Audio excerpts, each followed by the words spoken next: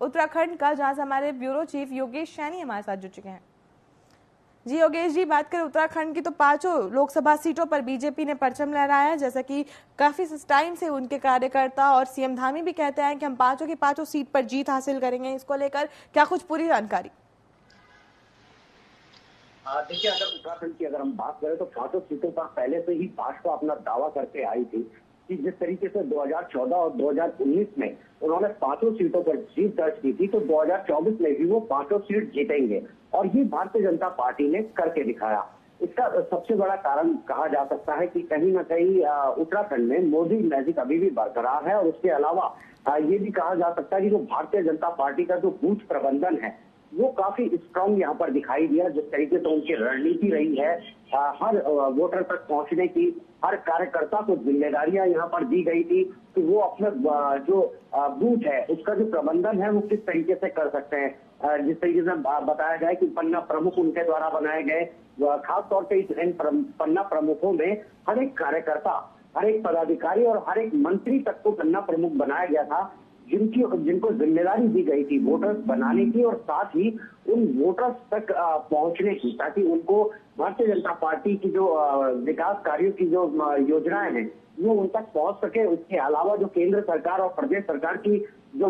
विकास योजनाएं हैं वो जनता तक पहुंच सके और जनता पार्टी के कार्यों से, यानी कि सरकार के कार्यों से जनता प्रभावित हो सके और जनता उनके पक्ष में वोट करे। तो ये सारी रणनीतियां भारतीय जनता पार्टी की रही है, जिसकी वजह से ये रिजल्ट सामने आया है कि पांचों सीटें जो उत्तराखंड की जनता है उसने भारतीय जनता पार्टी के झोली में डाल के यहाँ पे दी है। लेकिन सबसे बड़ी बात यह है कि जो कांग्रेस की अगर हम बात करें तो कांग्रेस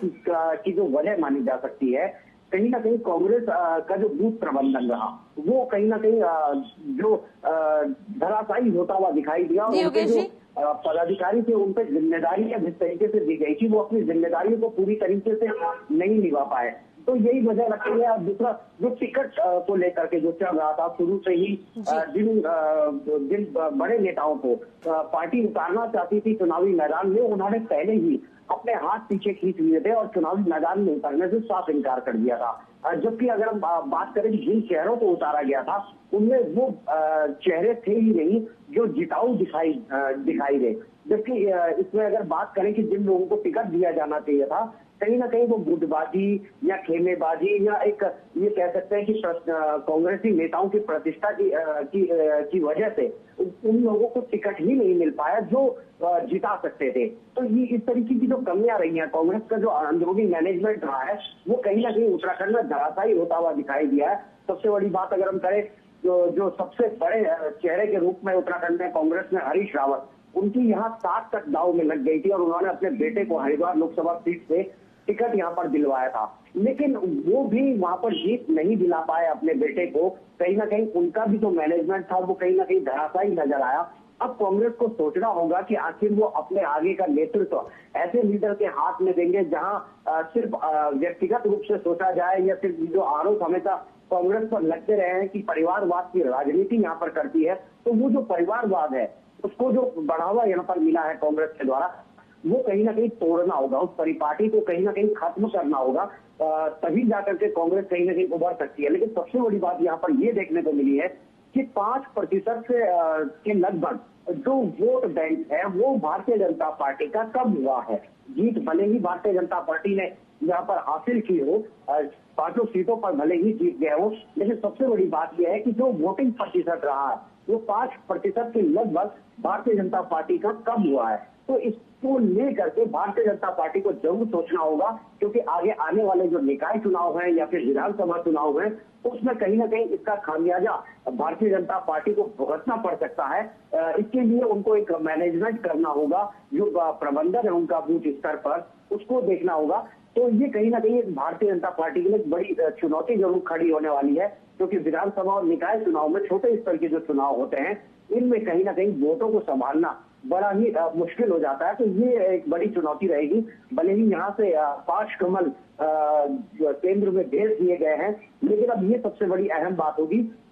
कि त्रिवेंद्र सिंह रावत जो कि 3 साल के वनवास पर थे, यानी कि 3 साल तक मुख्यमंत्री के पद से जब वो हटे थे उसके बाद से वो 3 साल तक लगातार वनवास काटते रहे। कोई बड़ी जिम्मेदारी पार्टी ने उनको नहीं दी थी और लगातार उनकी उपेक्षा मानी जा रही थी कि सक्रिय राजनीति में अब उनकी उपेक्षा हो रही है। लेकिन अचानक से उनको हरिद्वार लोकसभा सीट से जब टिकट दे दिया गया तो उनकी